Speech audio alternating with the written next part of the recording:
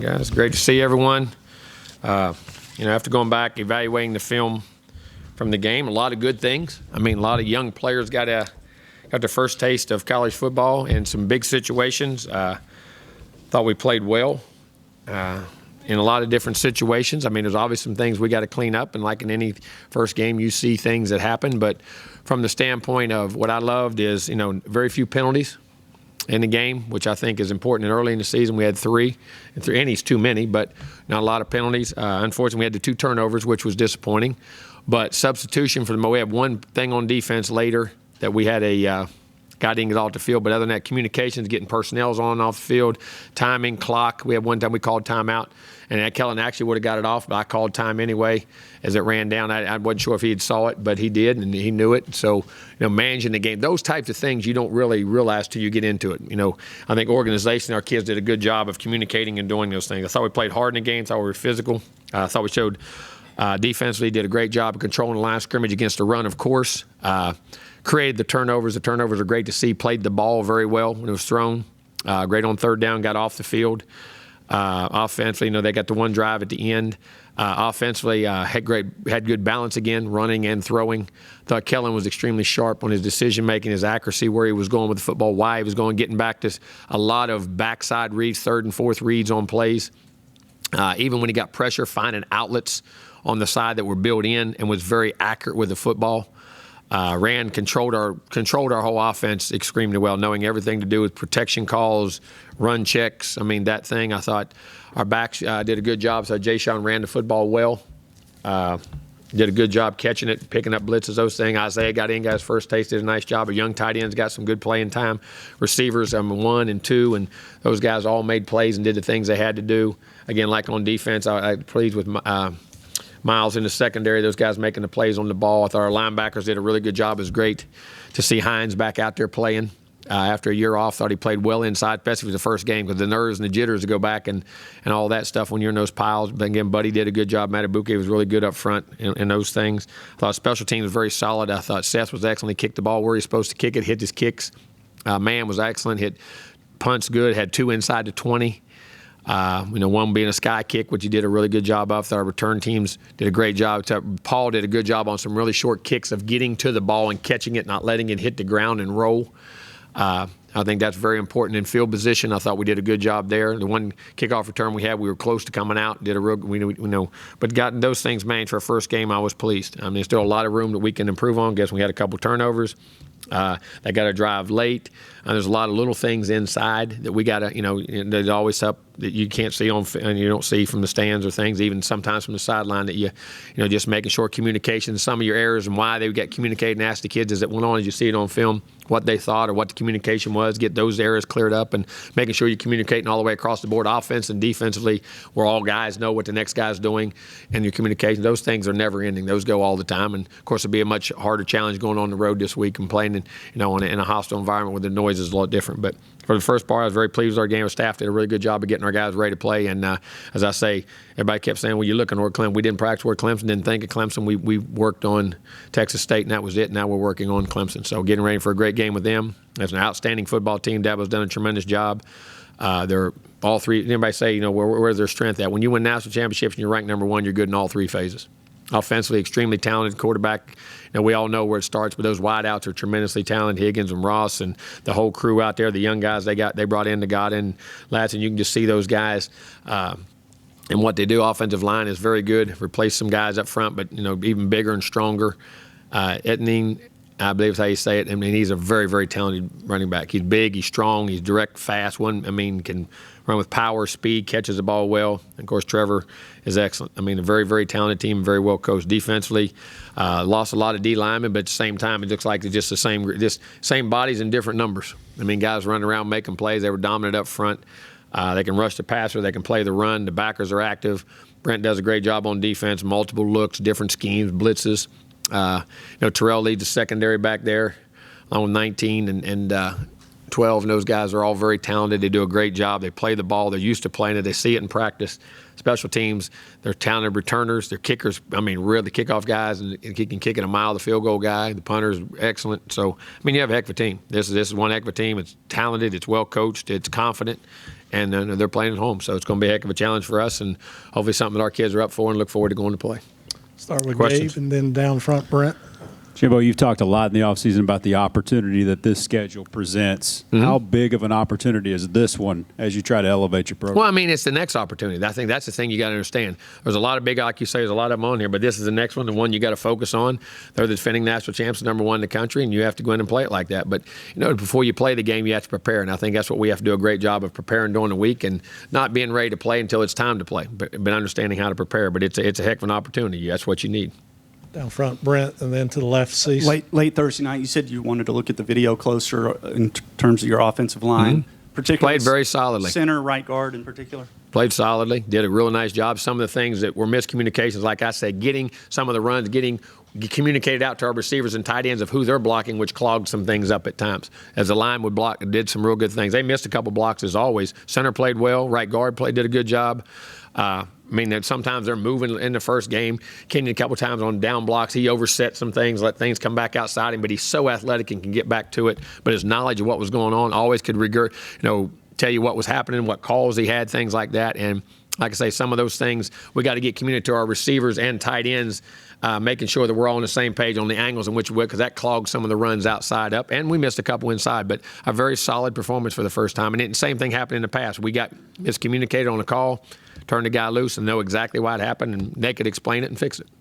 So, I mean, not perfect by any means, and we got to get much better. And I think you're always looking to get better up front, but just a solid day. Go to the left, Cease, then Olin, then Chuck. What about your team? First time at the venue of Clemson. You've been there. What's different about that venue, and an update on Renfro? The venue, I mean, it's one of the best places to play in college football. It's Death Valley. Be loud. Be a lot of orange. If you like orange, there'll be a lot of that. There'll be a lot of happy fans. They're a great fan base, tremendous fan base, classy fan base. But very loud and hard to go play, and it's unlike in our league, it's just like in our league. It's like the venues you're going to play in our league, and with it's 80-some or 90,000, whatever it is, and they love their ball and they're very good and they're passionate about it. That's for sure. And it's one of the places you've been able to say you played there when you're a player, and one of the venues you've been able to coach in. You definitely want to have been to Death Valley. It's a great atmosphere in college. And Renfro will not play this game. He should be suspended one more game. Right side, Olin, and then to the left, Chuck Carlton. Yeah, Jimbo, we all remember the huge performance that Kellen had last year. Will he have to have a similar performance for you guys? He'll have to play a shot in well, this but game? everybody's going to have to play well. And then one of the reasons he had that performance is guys around him played well. They made catches, they made runs, they blocked, they did those things, and he made the plays. But Kellen's a leader. He needs to play well for us in decisions that are being made. Make great decisions, be accurate with the ball, play the play that's there, play smart, play tough, play aggressive. And that's what he'll have to do. And if the numbers come, they come. If they don't, they don't. But, I mean, it's how he's got to play and the guys around him got to play. But, I mean, yes, your quarterback has to play well. There's no doubt. Go to the left, Chuck, and then to the right, Mike. But that's every week. To the back, Travis. What are the challenges of trying to take away at least one aspect of Clemson's offense when you do have Lawrence and all those receivers, plus you have Eddie N? Well, that's what I'm saying. When you say you want to take all the wideouts away, they run the football, and they're very good up front, too. They protect and they can run. They're physical. And you say, okay, I want to double this guy. Well, you leave another guy wide open. I mean, that's the thing. And how you match it up, where you get it at, I think, trying to create different looks at different times. I think, you can't do the same thing. Trevor's too smart, and they're too good at coaches. You're going to have to keep your looks multiple. You're going to have to disguise things. You're going to have to do things as best you can. But at the same time, you can't do it to where you're out of position to make plays. And like I say, they're so challenging because, sometimes most teams will have one dominant wideout where he's just so explosive. They got 3, 4, 5 of those guys. Their backs are the same way. So it's an extremely tough challenge. It's going to be a big burden, on everybody says our secondary, but your defensive front, it's your linebackers, because at different times when you do different things, there's going to be pressure put on different guys within your, on your defense, and they're challenging as anybody. And then you have a quarterback who can really throw it and is as good as Trevor is. And the thing about Trevor, too, that I think people lose sight of, too, he's very athletic. You start thinking, well, he's just a big pocket guy, and you see this guy can run. He can create plays with his legs too, and keep plays alive or create plays. And they're an extremely dangerous team, and it'll be a huge challenge for us, no doubt. Right side, Mike, and then to the back, Tyler. I was going to ask the same question, so I'll throw a change up here. The play Kellen made in the first quarter where he rolled out to his left, hit Jamon onto the 1 yard line. Is that as good of a play as you've seen from Kellen? I mean, it's one. I mean, he's made a lot of those in practice recently, really has. And, there's two things that play. One, Kellen's vision of knowing where somebody comes when you get pressured. We talk about things. If you get flushed to the left, this is where your eyes need to go. This is, because that's your look you have to get to. But the other thing is, on offense, when you talk about, and a lot of guys don't do this. Till you get 5 full-speed routes, you're never a very good offense. And what I mean by that, guys on the backside say, I don't ever get this ball, and they run a route about half speed, 3/4 speed. That's a tremendous. That play was as much a tribute to 2 as it was 11. The play by 11 was tremendous. He felt pressure. He come out. He saw it. The throw he made and the type of throw he made was that was big time. That was a tremendous play. But at the same time, in that look, possibly the ball may not have went there unless the pressure went there. Jamon, runs that route full speed no matter what the situation is, because you don't want the defense to know when you're getting it, when you're not getting it, and he got rewarded for being selfless in a play, and was really good. Because in our offense, we have the ability to throw to all 5 guys if Kellen sees the matchup and the relationship he wants. The very back behind the lights, Coach Tyler, and down front, Brent.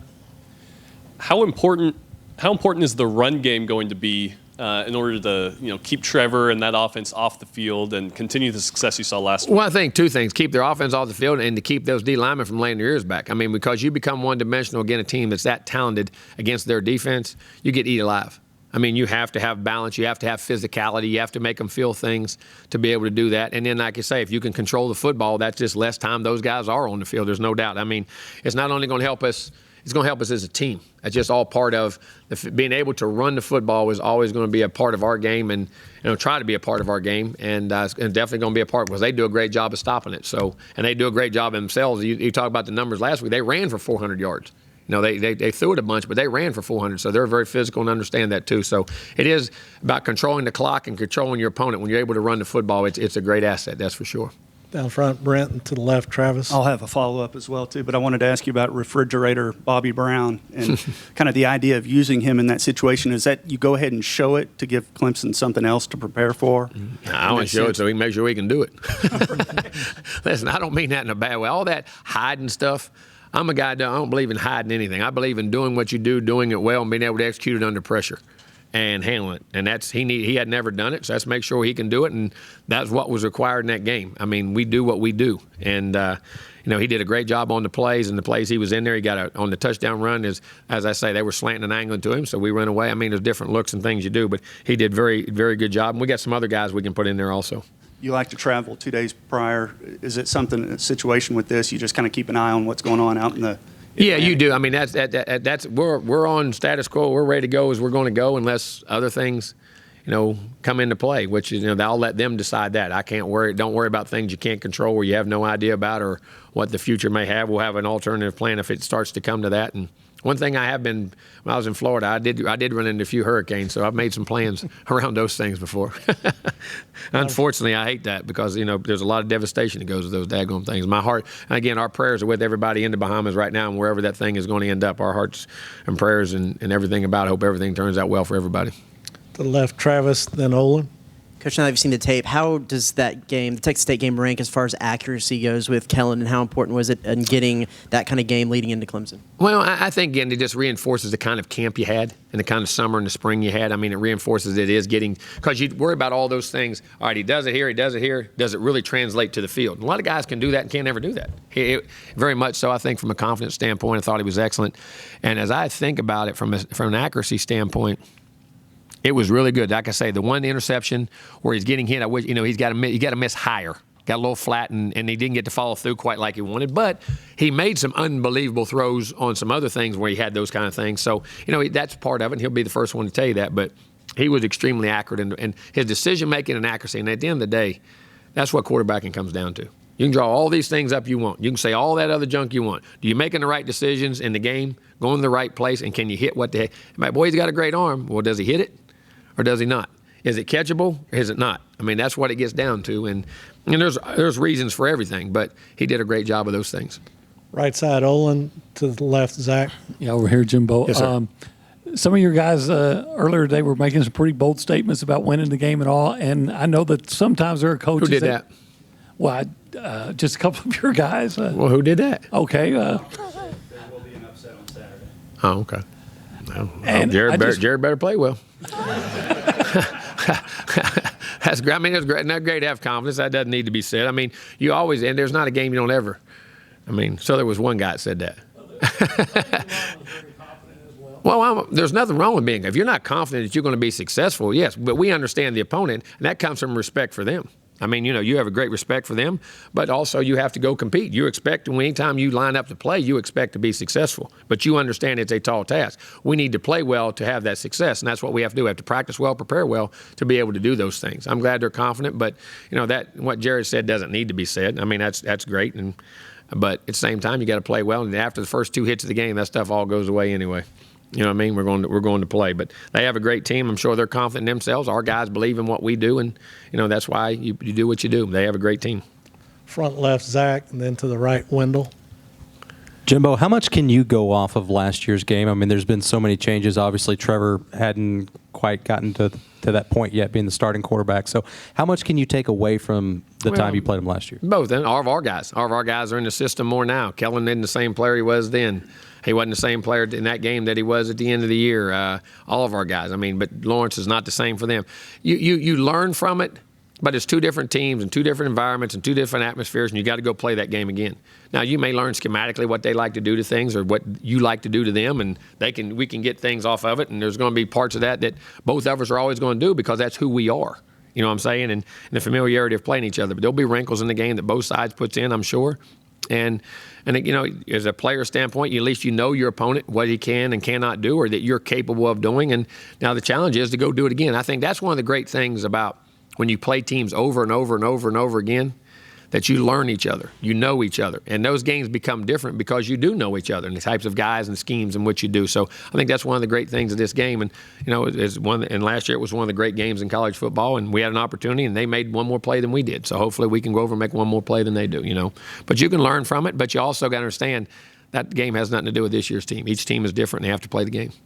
Right front, Wendell, and then to the left, Suzanne. Texas State did get a few pressures on Kellen, and he still, made some plays in those situations. How and why has he been able to develop that, kind of knowledge of, okay, I'm going to hang in here and make this throw, or I got to bail out? 2 things. I think one is knowledge of what he's doing and where everybody's at and how they come at him and where he would like to go with the ball and when he gets pressure, where he's got to go with the ball. I think 2 is experience and confidence. At the end of the day, you can say all that you want till you do it, and you've done it, and it's become routine, and it naturally happens. And then, I've done it, and I say, something, I can do this. And then I think it's all those things combined, and I think great preparation.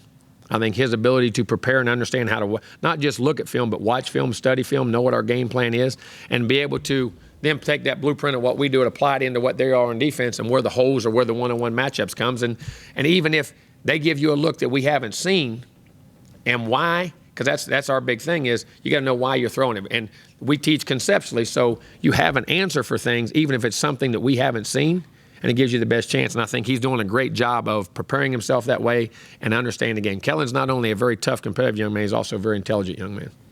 To the left, Suzanne, then Gabe, you'll wrap us up. I'm just curious on 2 aspects. I'm assuming Clemson was your biggest rival at your last job.